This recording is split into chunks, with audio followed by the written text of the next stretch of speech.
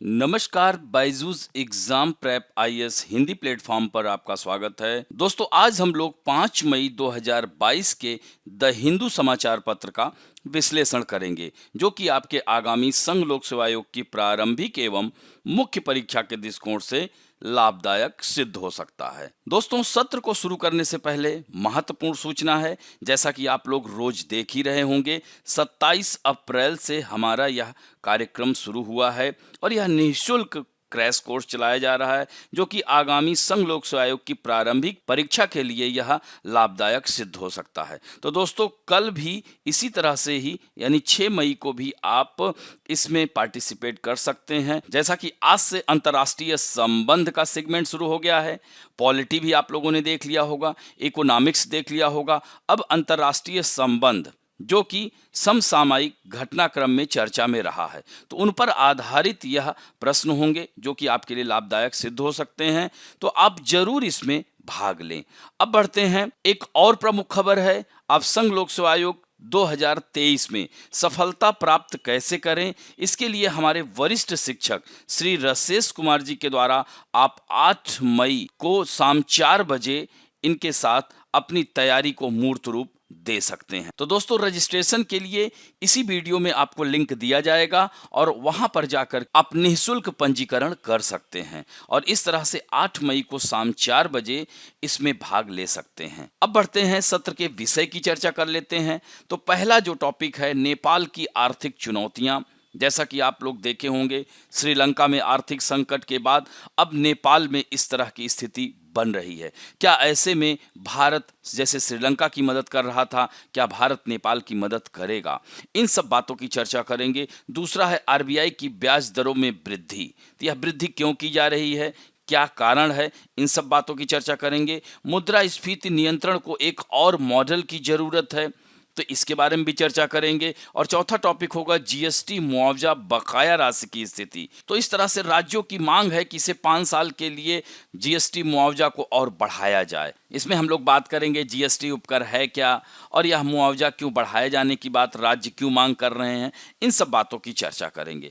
पांचवा टॉपिक होगा राजीव गांधी हत्याकांड मामले में दोषी की दया याचिका। तो इस पर सुप्रीम कोर्ट ने अभी हाल ही में केंद्र सरकार के इस सुझाव से असहमति जताई है कि अदालत को तब तक इंतजार करना चाहिए जब तक कि राष्ट्रपति राजीव गांधी हत्याकांड के दोषी एजी पेराविलन की दया याचिका पर निर्णय के लिए तमिलनाडु के राज्यपाल द्वारा उन्हें संदर्भित नहीं कर देते। तो यहाँ पर इसी बात की चर्चा की जाएगी। यहाँ पर हम लोग बात करेंगे राज्यपाल की शक्ति के बारे में बात करेंगे, क्षमादान की शक्ति क्या है, और इसके साथ साथ राष्ट्रपति के क्षमादान की शक्ति, यानी अनुच्छेद 72 के तहत राष्ट्रपति क्षमा कर सकता है और राज्यपाल अनुच्छेद 161 के तहत। तो इन दोनों का तुलनात्मक अध्ययन भी हम लोग करेंगे। और अंत में मुख्य परीक्षा अभ्यास प्रश्न, जिसमें 2 प्रश्नों के उत्तर की संरचना की हम लोग चर्चा करेंगे। तो आइए पहले टॉपिक की ओर चलते हैं। पृष्ठ संख्या 8 पर है। इसको सामान्य अध्ययन के सेकंड पेपर यानी अंतर्राष्ट्रीय संबंध से जोड़ सकते हैं। तो दोस्तों, नेपाल की आर्थिक चुनौतियां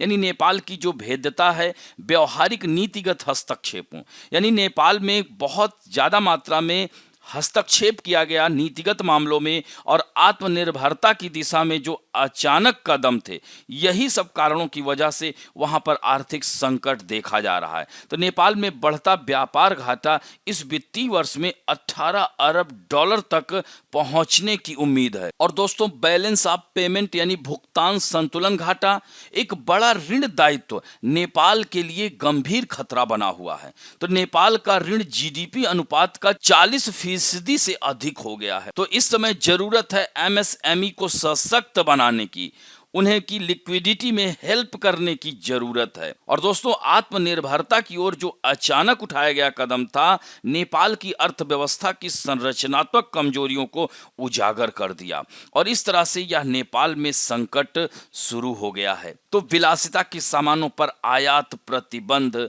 और काम के घंटों को कम करने जैसे कठोर उपायों की घोषणा की गई, लेकिन इन सब कार्यों के बावजूद भी असफल रहे। हालांकि कुछ सकारात्मक संकेत यह दिखाई दे रहे हैं, जैसे नेपाल सरकार ने वीजा प्रतिबंधों में ढील दी। इससे क्या होगा, चूंकि पर्यटन का प्रमुख साधन है, नेपाल में लोग घूमने के लिए जाते हैं, तो ऐसे में पर्यटन उद्योग वहां पर तेजी से बढ़ सकता है और विदेशी प्रेषण भी ऊपर की ओर रुझान दिखा रहे हैं। तो भारत श्रीलंका के प्रति जैसे उदार रहा है, तो क्या नेपाल के प्रति भी ऐसा ही करेगा? निश्चित रूप से, क्योंकि भारत नेपाल पड़ोसी मुल्क इवन साथ साथ रोटी बेटी का संबंध है, तो ऐसे में भारत नेपाल को कैसे अलग थलग छोड़ सकता है? तो निश्चित रूप से भारत नेपाल की मदद करेगा। नेपाल का संकट बना हुआ है, क्योंकि नेपाल राष्ट्र बैंक की स्वायत्ता पर अंकुश लगाना और निर्यात पर प्रतिबंध लगाना, यह नेपाल सरकार का यह एक बुरा कदम था। केंद्रीय बैंक मुद्रास्फीति की समस्याओं, बैलेंस ऑफ पेमेंट घाटे, प्रेषण में कमी आदि की ओर इशारा कर रहे हैं, लेकिन सरकार ने इसे कभी गंभीरता से लिया ही नहीं, जिसकी वजह से आज यह स्थिति देखने को मिल रही है। तो सरकार को उन आयातित सामानों पर से भी प्रतिबंध हटाना चाहिए जिनके घरेलू बाजार में सक्षम विकल्प नहीं हैं। आपने 1991 में जैसे भारत में भी अगर देखा जाए तो संकट की स्थिति थी। भारत का जो बैलेंस ऑफ पेमेंट भुगतान जो संकट था, इसमें जो है भुगतान संतुलन संकट, इससे सीखने का एक अच्छा उदाहरण था नेपाल के पास, क्योंकि उस समय भारत के साथ भी इसी तरह का बैलेंस ऑफ पेमेंट घाटा। तो यहाँ पर नेपाल को इसका भारत के उदाहरण को लेकर के सीखने की जरूरत थी। राजनीतिक सुधारों के बिना अर्थव्यवस्था को बदलना यहाँ पर सफल नहीं हो सकता है। नेपाल अब इंडो पैसिफिक में भी अधिक सक्रिय भूमिका निभाना शुरू कर दिया है।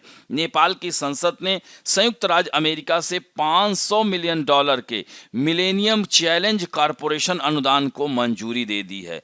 अब इससे यह साफ संकेत दिख रहे हैं कि नेपाल चीन से दूर जा रहा है। चीन के बिल्ट एंड रोड इनिशिएटिव कह सकते हैं, उस परियोजना का यह प्रत्युत्तर है मिलेनियम चैलेंज कॉरपोरेशन। तो दोस्तों, भारत ने विदेश सचिव की अध्यक्षता में एक अंतर मंत्रालयीय स्थायी समूह का गठन किया है, जो विभिन्न वर्गों का समन्वय करता है और परियोजना का अधिक तेजी से पालन सुनिश्चित करता है। अब अगर हम बात करते हैं भारत नेपाल बकाया मुद्दे, यानी भारत के साथ कुशल संपर्क नेपाल के एजेंडे में सबसे ऊपर है।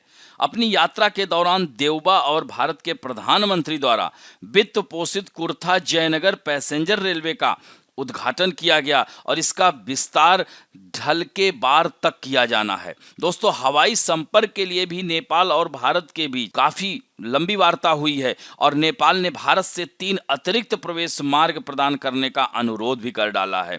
तो इस तरह से गौतम बुद्ध अंतर्राष्ट्रीय हवाई अड्डे के लिए सीमा के निकट संचालन पर एक समझौते का भी अनुरोध नेपाल ने किया है। तो ये कह सकते हैं कि चाहे जो भी हो जाए, नेपाल भारत को भी नजरअंदाज नहीं कर सकता है। भारत नेपाल सीमा से 10 किलोमीटर की दूरी पर स्थित हवाई अड्डे का परिचालन 20 मई से शुरू हो रहा है। तो इस तरह से जुलाई 2021 में नेपाल एक ऊर्जा अधिशेष वाला देश भी बन गया है। इसके परिणाम स्वरूप उसने भारतीय ऊर्जा एक्सचेंज के माध्यम से भारत को 39 मेगावाट बिजली बेचना शुरू कर दिया है और ऊर्जा व्यापार दोनों देशों के लिए पारस्परिक रूप से लाभकारी होगा और इस तरह से उस नेपाल को भी लाभ होगा और भारत में भी ऊर्जा की समस्या को दूर किया जा सकेगा।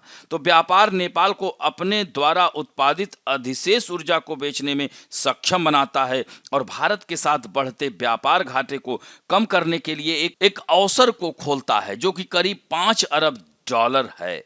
तो देउबा की यात्रा के दौरान जारी विद्युत क्षेत्र सहयोग पर संयुक्त विजन वक्तव्य बांग्लादेश, भूटान, भारत, नेपाल, जिसे BBIN कहते हैं, यह भी ध्यान रखना, इसके बीच उप क्षेत्रीय ऊर्जा व्यापार के लिए एक महत्वपूर्ण कदम बन सकता है। दोस्तों, यह BBIN योजना भी भारत और नेपाल के बीच संबंधों में और प्रगाढ़ता ला सकती है। नेपाल की बिजली और सड़क नेटवर्क में सुधार के लिए अमेरिका से मिलेनियम चैलेंज कॉरपोरेशन 500 मिलियन अनुदान के बारे में भी बहस चल रही है। दोस्तों, इस पर क्या है, भारत इससे ज़्यादा खुश नहीं है, क्योंकि छोटे दक्षिण एशियाई देशों के साथ व्यवहार करने में भारत अमेरिकी हित उतने नहीं मिलते जितने बढ़ते चीन की उनकी चिंता में मिलते हैं। तो इस प्रकार भारत को अमेरिका में वृद्धि के बारे में चिंता है। नेपाल में प्रभाव, क्योंकि उसके प्रभाव में अपेक्षाकृत गिरावट आ सकती, यानी कि अमेरिका और चीन अगर ज़्यादा यहाँ पर इंटरेस्ट लेने लगे तो ऐसे में भारत का प्रभाव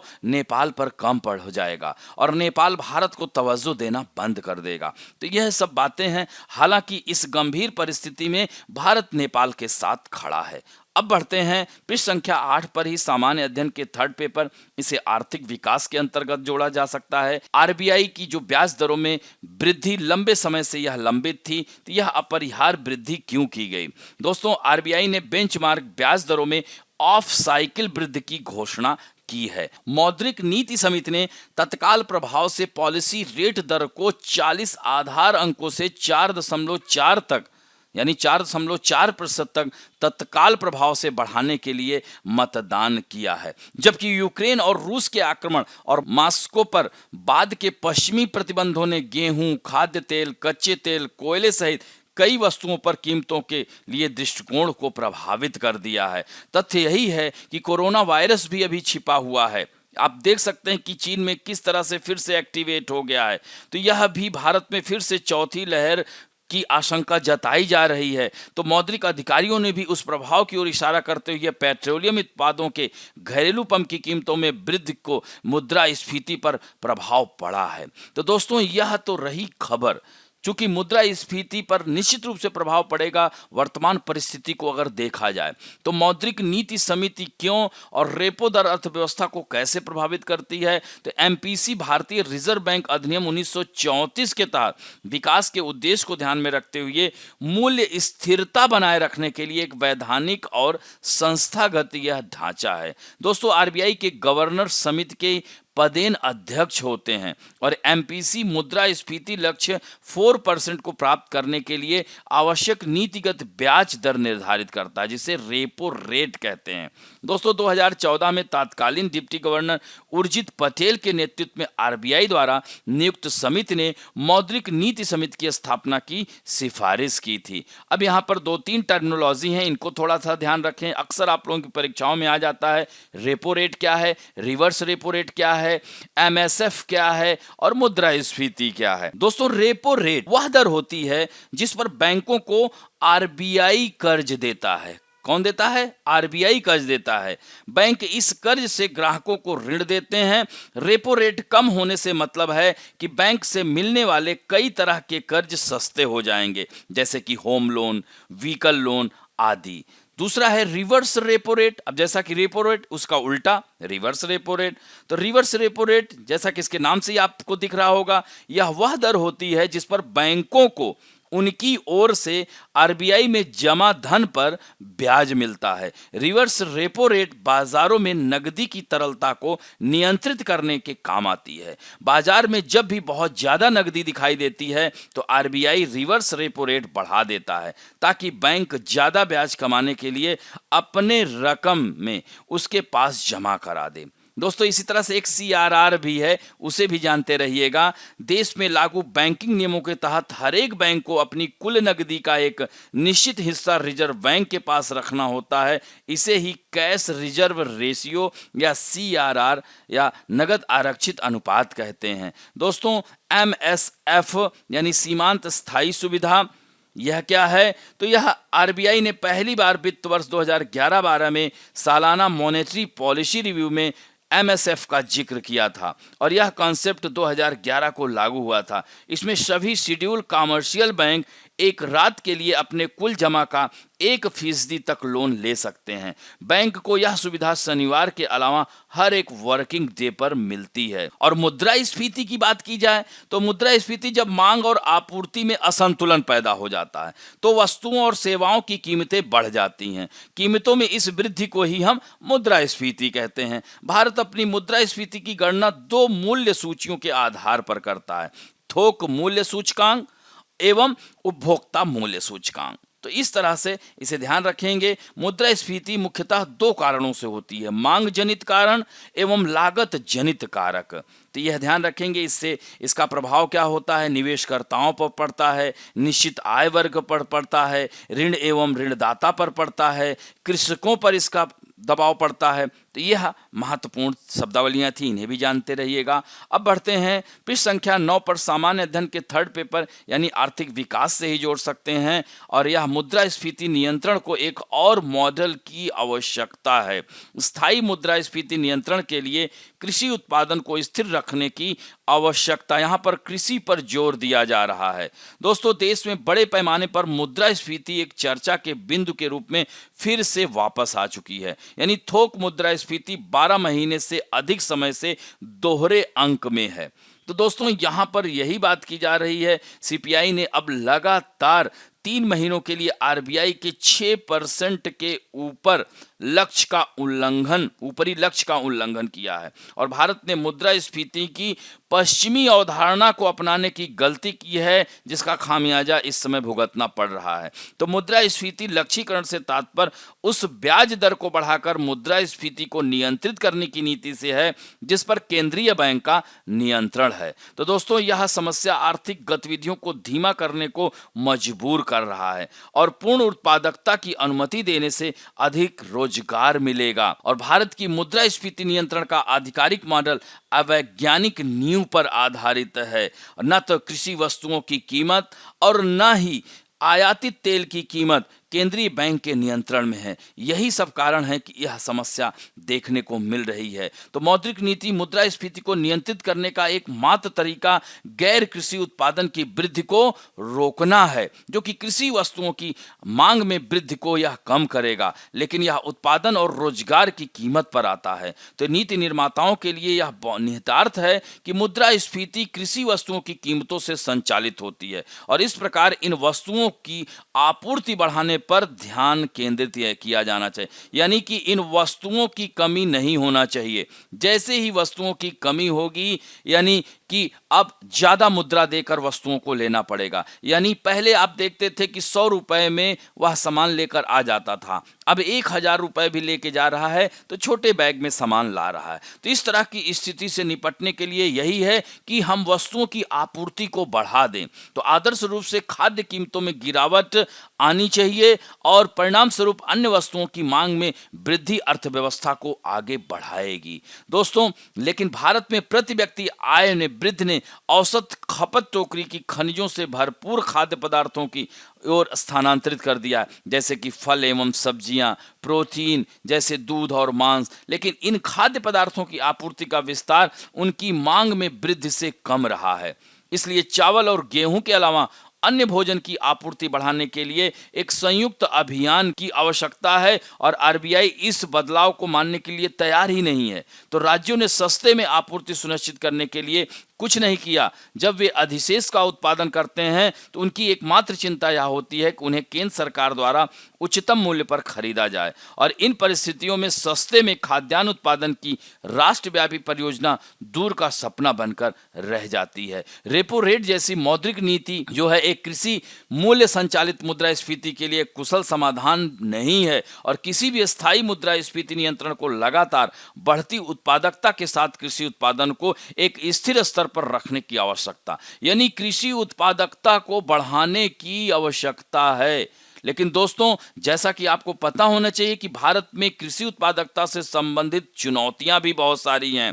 जैसे आप अभी तक दोस्तों 40% कृषि क्षेत्र जो है सिंचित है, यानी आज भी 60% एग्रीकल्चर लैंड मानसून की राह देखता है।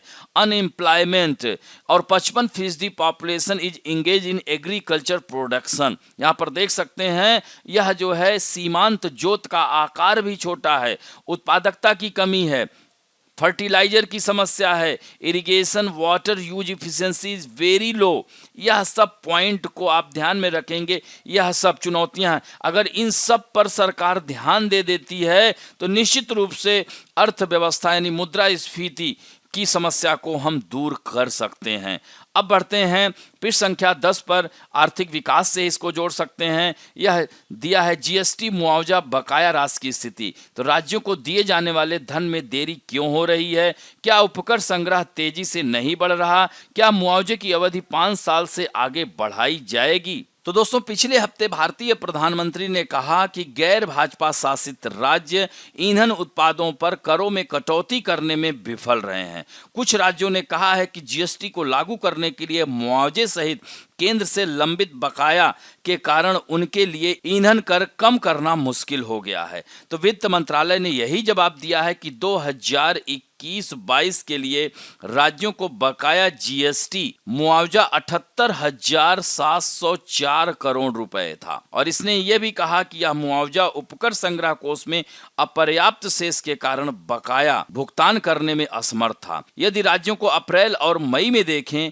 गए उच्च जीएसटी संग्रह यानी क्रमशः 1.42 लाख करोड़ और 1.67 लाख करोड़ से अधिक एक बड़ा हिस्सा मिलता है, तो इससे उन्हें सार्वजनिक बुनियादी ढांचा परियोजनाओं की योजना बनाने और उन्हें निष्पादित करने के लिए पूंजीगत व्यय को बढ़ाने में मदद मिलेगी।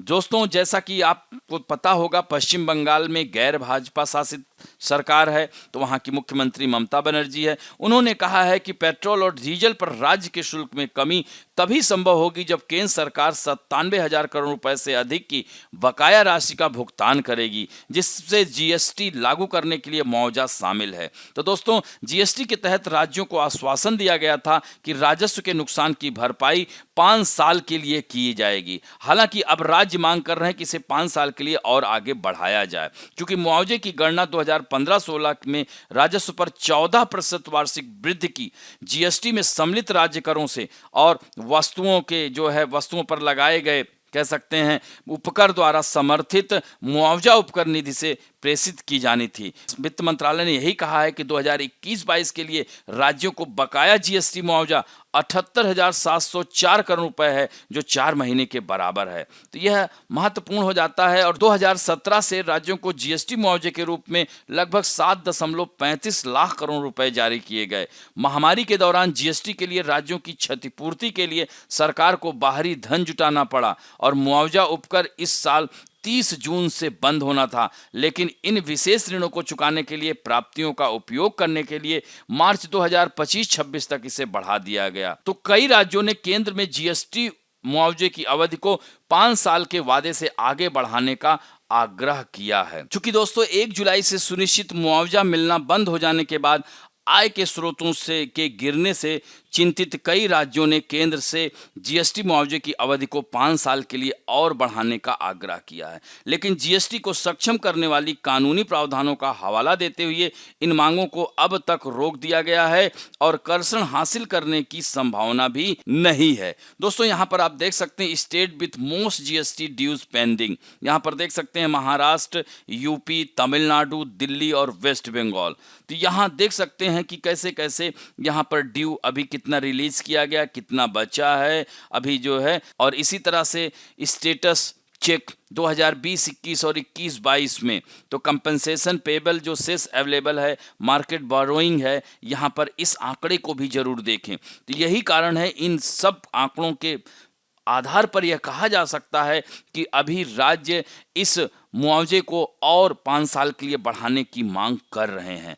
अब बढ़ते हैं दोस्तों पृष्ठ संख्या 1 और 12 पर, सामान्य अध्ययन के सेकंड पेपर यानी राज्य व्यवस्था से इसे जोड़ा जा सकता है। तो राजीव गांधी हत्याकांड मामले में दोषी की दया याचिका यानी इसमें पेरारी वलन की याचिका में राष्ट्रपति की कोई भूमिका नहीं है, ऐसा सुप्रीम कोर्ट ने कहा है। राज्यपाल के पास दया याचिका स्थानांतरित करने का अधिकार नहीं है, पीठ ने कहा है। तो सुप्रीम कोर्ट ने केंद्र सरकार के इस सुझाव से असहमति जताई है कि अदालत को तब तक इंतजार करना चाहिए जब तक कि राजीव गांधी हत्याकांड मामले में एजी पेरा विलन की दया याचिका पर राष्ट्रपति ने फैसला नहीं लिया। तो इस तरह से सुप्रीम कोर्ट के लिए यह एक प्रासंगिक प्रश्न था कि क्या राज्यपाल के पास राष्ट्रपति को दया याचिका को संदर्भित करने का अधिकार था, और संविधान के अनुच्छेद 161 के तहत राज्यपाल तमिलनाडु मंत्रिपरिषद द्वारा दी गई सहायता और सलाह से बाध्य थे।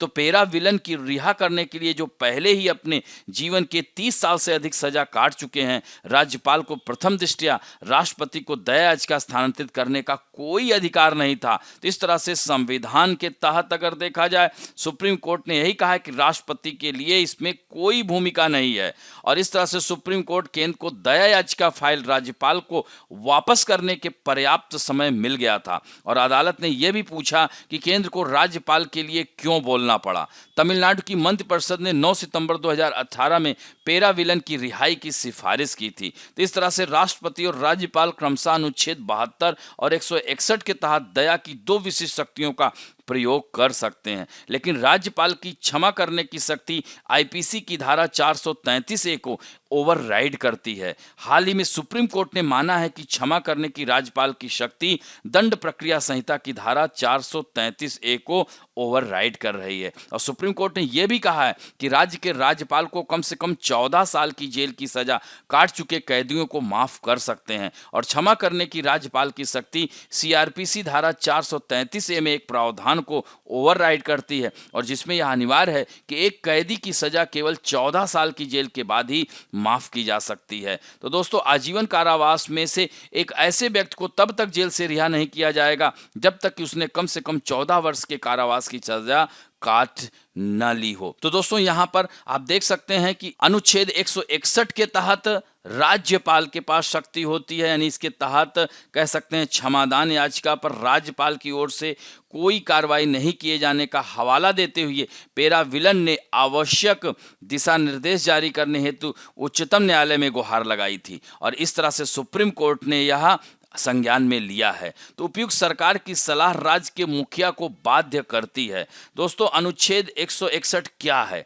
तो संविधान का अनुच्छेद 161 के तहत किसी राज्य के राज्यपाल को उस विषय संबंधी जिस विषय पर उस राज्य की कार्यपालिका शक्ति का विस्तार है, किसी विधि के विरुद्ध किसी अपराध के लिए सिद्ध दोष ठहराए गए किसी व्यक्ति को दंड को क्षमा, उसका प्रविलंबन, विराम या परिहार करने की अथवा दंडादेश में निलंबन, परिहार या लघुकरण की शक्ति प्रदान की गई है। किसमें? अनुच्छेद 161 में। इसी तरह से अनुच्छेद 72 में राष्ट्रपति को फांसी की सजा को माफ करने का अधिकार है, लेकिन दोस्तों यह राज्यपाल के केस में ऐसा नहीं है। तो यहाँ पर आप थोड़ा सा अगर देखा जाए तुलनात्मक, अगर अनुच्छेद 72 और 161 में क्या अंतर है, तो अनुच्छेद 72 के तहत राष्ट्रपति की क्षमादान की शक्ति का विस्तार सजा कोर्ट मार्शल द्वारा प्रदान की गई सजा अथवा दंड पर भी होता है, जबकि अनुच्छेद 161 के अंतर्गत राज्यपाल के लिए ऐसी कोई शक्ति प्रदान नहीं की गई है।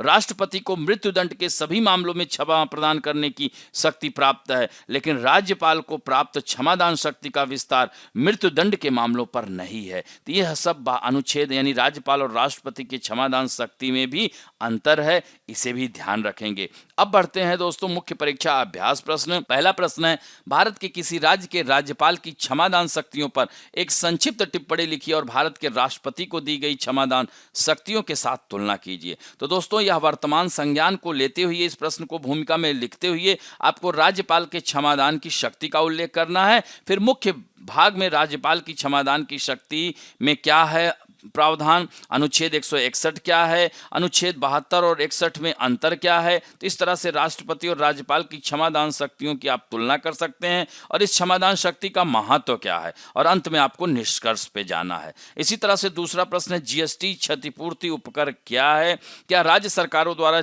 जीएसटी मुआवजे को 5 साल और बढ़ाने की मांग जायज है? इस पर आपको लिखना है। तो हाल ही में कई राज्यों ने मांग की है कि जीएसटी क्षतिपूर्ति उपकर व्यवस्था को और 5 वर्ष के लिए बढ़ाया जाए। तो दोस्तों, यह क्षतिपूर्ति उपकर है क्या? जीएसटी राज्यों की क्या चिंताएं हैं? राज्यों को बकाया जीएसटी मुआवजे की स्थिति वर्तमान में क्या है? राज्यों को अब तक कितने जीएसटी मुआवजे का भुगतान किया गया है और यह उपकर कब समाप्त होगा? इन सब बातों की चर्चा करते हुए अंत में संतुलित निष्कर्ष लिखें। तो इस तरह से आज का अंक दोस्तों यहीं समाप्त करते हैं।